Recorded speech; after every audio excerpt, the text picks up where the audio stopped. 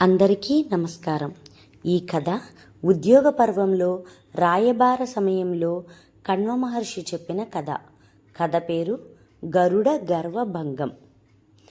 నాయనా దుర్యోధన, దేవలోకానికి అధిపతి అయిన దేవేంద్రుని పేరు విన్నావు కదా. ఆయన రథాన్ని నడిపే సారథి పేరు మాతలి. ఇంద్రుని మనసు గ్రహించి రథం నడిపించే మాతలికి ముల్లోకాలలోనూ సాటిరాగల సారథులు లేరు. అటువంటి సేవాధర్మం ఎరిగిన మాతలి శాంత స్వభావంతో సద్గుణ సంపదతో అందరి చేతను ప్రశంసలు పొందినవాడు.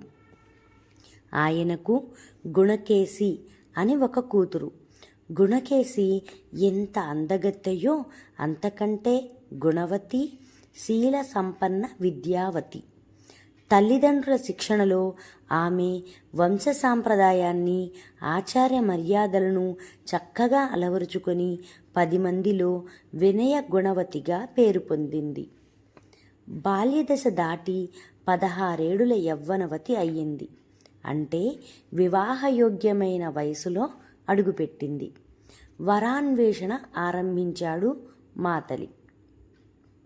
ఉన్నత వంశంలో పుట్టి చక్కని అందచందాలతో గుణవంతురాలు, విద్యావతి అయిన ఆడబిడ్డకు యోగ్యుడైన వరుడు దొరకడం చాలా కష్టం.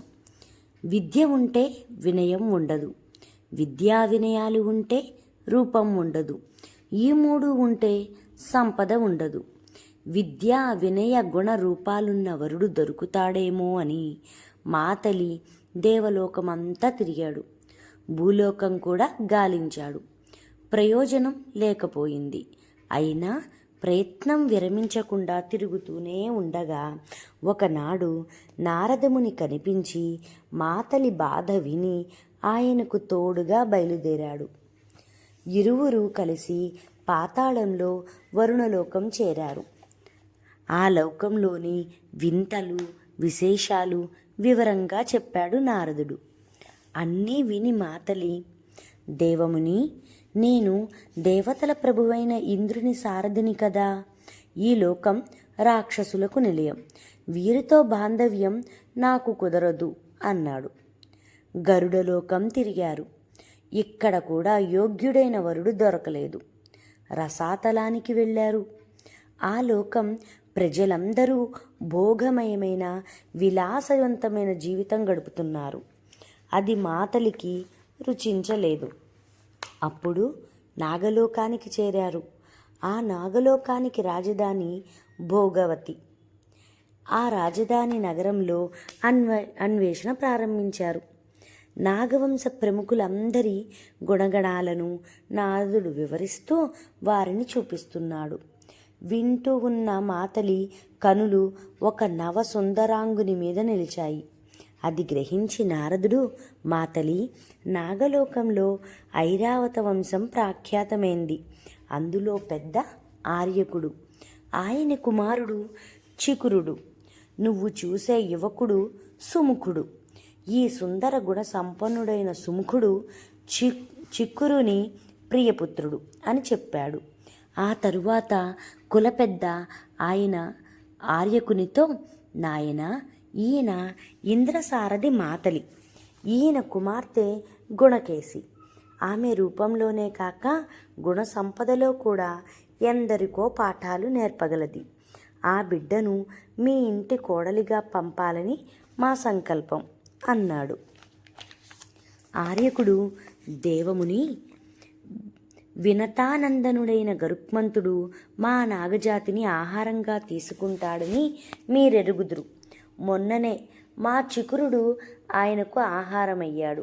అప్పుడే చెప్పాడాయన, తరువాతి వంతు సుముఖునిదని. ఈ విషయం తెలిసి ఈ వివాహం జరిపి మీ ఆడబిడ్డను జీవితాంతం దుఃఖ సముద్రంలో వదలమంటారా అన్నాడు. అప్పుడు మాతలిని వెంటబెట్టుకుని నారదుడు శ్రీమన్నారాయణుని సమీపించి చేతులు జోడించి విషయం వివరించగా ఆయన సుముఖునికి పూర్ణాయుద్ధాయం అనుగ్రహించాడు.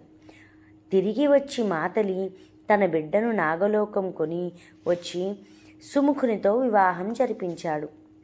వారుభయులు అనురాగంతో ఆనందమయ దాంపత్యం సాగిస్తున్నారు. ఈ వార్త గరుత్మంతుని చెవిని పడింది. తీవ్ర క్రోధంతో నాగలోకం చేరి చతుర్దశ భువనాలకు అధిపతి అయిన మహావిష్ణువు భారాన్ని నేను తప్ప ఇతరులు భరించలేడని మీకు తెలియదా? అంతటి శక్తిగల నన్ను మీరు అవమానించారు. నా మాట వినకుండా ఈ వివాహం జరిపించి అని అహంకార గర్వంతో తన శక్తి ప్రదర్శనకు ఉపక్రమించబోతుండగా గ్రహించిన మహావిష్ణువు అక్కడికి వచ్చి మందహాసంతో, నాయనా వినతానందన, నా భారం అంతా మోయగల శక్తివంతుడివి కదా, ఏది నా చెయ్యి ఒక్కటి నీ వీపు మీద ఉంచుతాను చూడు అని గరుత్మంతుని మీద తన చెయ్యి ఉంచాడు. అంతే.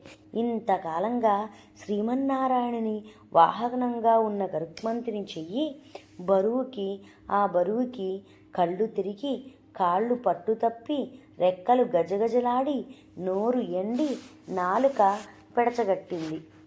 అప్పుడు మహావిష్ణువు తన చేతితో ఉన్న వెన్నుదువ్విని ఆశ్వాసించి, నాయనా, గర్వం, అహంకారం ఎప్పుడూ కొరగానివి.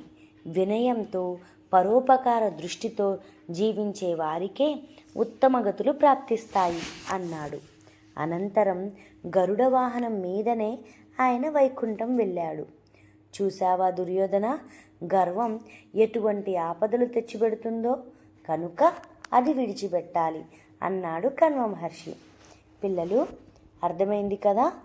అందుకే మనం గర్వం లేకుండా అందరితో మంచిగా ఉండాలి.